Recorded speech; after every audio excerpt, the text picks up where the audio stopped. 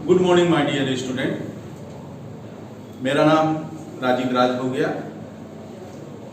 मैं आप लोगों को हिंदी की पाठ्य पुस्तक पाखी लेकर आया हूं, जो कि 5वें वर्ग से है। आज की इस विषम परिस्थिति में मैं आप सभी बच्चों के समक्ष यह वीडियो लेकर आया हूं, जिसे सभी बच्चे ध्यान से सुनेंगे, ध्यान से समझेंगे। आज की इस विषम परिस्थिति जो कि कोविड-19 सभी जगह फैली हुई है, तो इस दौरान हम सबों को यह वीडियो प्रस्तुत किया जा रहा है हमारे विद्यालय प्रबंधन के माध्यम से, जिसे आप सभी बच्चे ध्यान से सुनेंगे। और जो पीडीएफ के माध्यम से आप सभी बच्चों को जो भी क्वेश्चन आंसर प्रोवाइड किया जा रहा है, भेजा जा रहा है, उसे सभी बच्चे अच्छी तरह से अपनी कॉपी में लिख लेंगे, जिससे होने वाले परीक्षाओं में आप सभी बच्चों को मदद मिल सके। तो बच्चों, हम आप सबों के समक्ष यह पुस्तक जो पाखी है, ये 5वीं क्लास से संबंधित है और इसका अध्याय फलों और मेवों की नगरी समरकंद लेकर आया हूं, जो कि अध्याय नंबर 3 है और इसके लेखक मनोज कुमार मनोज हैं।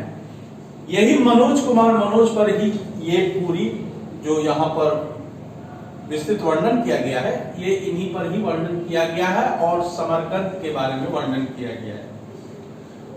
तो सबसे पहले बच्चों, हम इनका शब्दार्थ जान लेना उचित समझते हैं, क्योंकि शब्दार्थ के बिना वैसी कोई बात जो हमारे सामने पेश होती है तो उसे समझना मुश्किल हो जाता है। तो सबसे पहले उसके शब्दार्थ को जानना जरूरी है। तो इसकी ओर मैं आप सभी बच्चों का ध्यान आकर्षित करूंगा।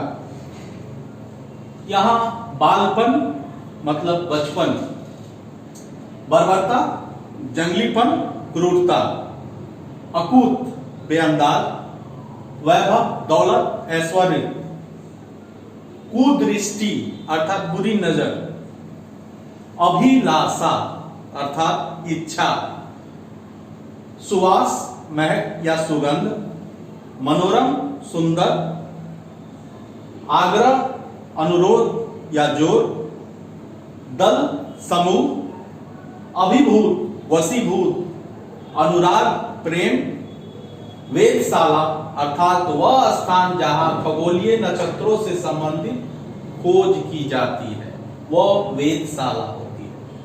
अब है पड़ाव। पड़ाव से तो सभी परिचित होंगे यात्रा के दौरान। हालांकि यहाँ साफ रूप से लिखा हुआ है, वह स्थान जहां यात्रा करते हुए ठहरा जाए वही पड़ाव होता है। अभी आता है स्मृतियां अर्थात यादें। तो इस वृत्तांत में यह बताया गया है, इसको विस्तृत करके बताया जा रहा है समरकंद के बारे में, फलों और मेवों की नगरी समरकंद। ये लेखक ने इसकी चर्चा करते हुए बताया है कि शुरू से ही वे ताशकंद के बारे में परिचित थे। वे इनके बारे में तरह तरह की बातें सुन चुके थे और अपने ताऊ जी से इनकी गाथाएं सुन चुके थे। जय जवान जय किसान के नारे देने वाले हमारे लाल बहादुर शास्त्री जी का विस्तृत वर्णन सुन चुके थे कि उन्होंने हमारे देश के लिए उनकी क्या भूमिकाएं रही। यह सारी बातों को उन्होंने सुन रखा था अपने ताऊ जी से और पिताजी से।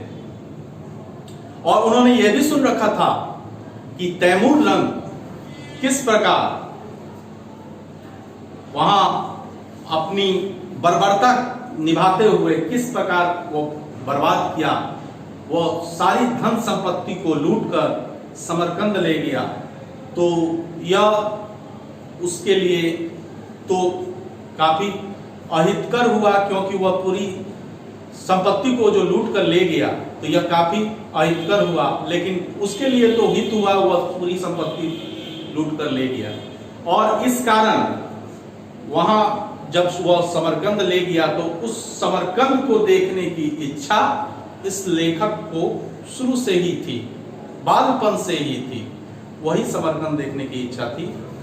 अचानक ऐसा मौका आया कि 5वें हिंदी सम्मेलन के लिए इनको बुलाया गया और समरकंद जाने का इनको एक अवसर मिला। तो ये अपने मित्र अर्जुन सिसोदिया के साथ वहां जाने के लिए तैयार हुए। सुबह के वक्त अपने नित्य कर्मों से निपट कर ये वहां जाना चाह रहे थे। साथ में इनके जब आगे बढ़े तो रुस्तम भाई भी मिले, जो कि एक गाइड थे।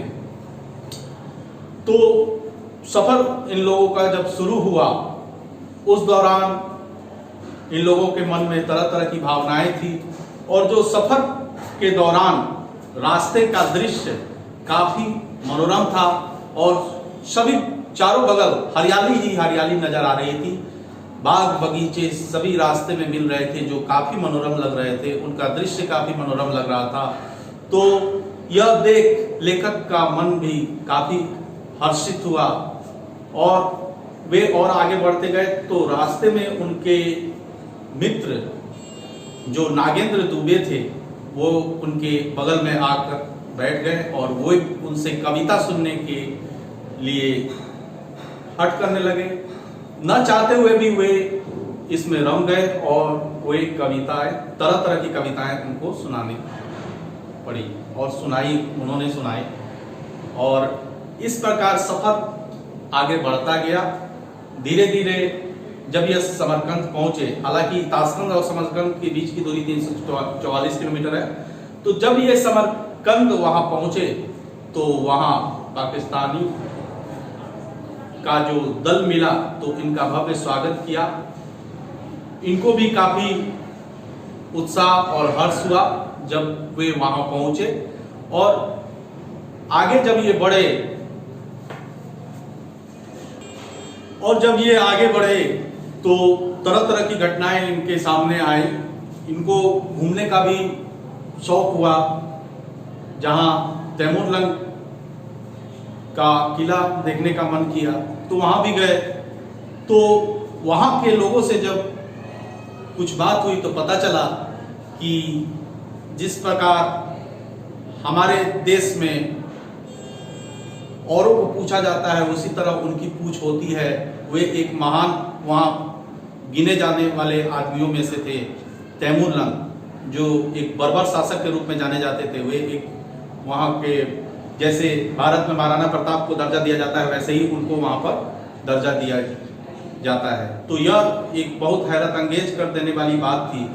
लेकिन फिर भी वे आगे बढ़े, और उन्होंने उनकी प्रपौत्र उलुग बेग की वेधशालाएं भी देखी, उनके रोचक स्थान भी देखे, रेगिस्तान भी गए, आफ्रेशिया बाजार भी गए, और आफ्रेशिया बाजार में तरह तरह की इलेक्ट्रॉनिक सामानें भी उन्होंने देखी। फलों और मेवे जैसे कि नगरी इस अध्याय का ही नाम है, कई उनको फल भी मिले। वहां फल तोड़ने की इजाजत थी, कोई मनाही नहीं थी, और उनका मन यह था कि तरह तरह की चीजें लेकर वो आए, लेकिन भार ज्यादा होने के कारण वे ऐसा करने में सक्षम नहीं थे। अंततः अपनी यादों को समेटते हुए वे वहां से विदा हुए, और 11 बजे वापस ताशकंद वे पहुंच गए। तो बच्चों, ये थी, इसका विवरण था यह, जिसे आप सबों ने ध्यान से सुना। मैं आशा करता हूं आगे भी जो भी विवरण दिए जाएंगे उसे आप सभी ध्यान से सुनेंगे, और जो भी प्रश्न उत्तर आप सबों को दिया जा रहा है उसकी भली भांति आप लोग कॉपी में लिखकर तैयार कर लेंगे। धन्यवाद। आपका दिन शुभ हो।